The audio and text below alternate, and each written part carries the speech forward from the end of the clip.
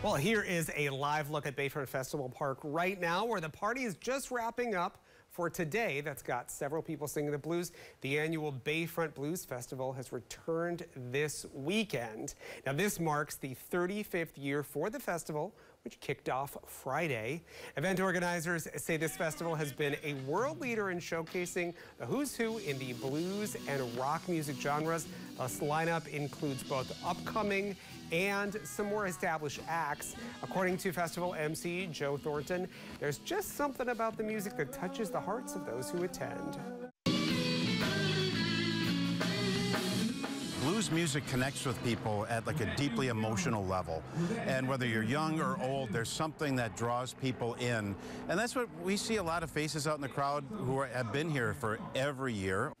Nearly 500 artists have graced the stage over the years. Now, the festival will wrap up tomorrow after another full day of music. Sunday's acts include Buckwheat Zydeco Jr., Yates McKendry, and more.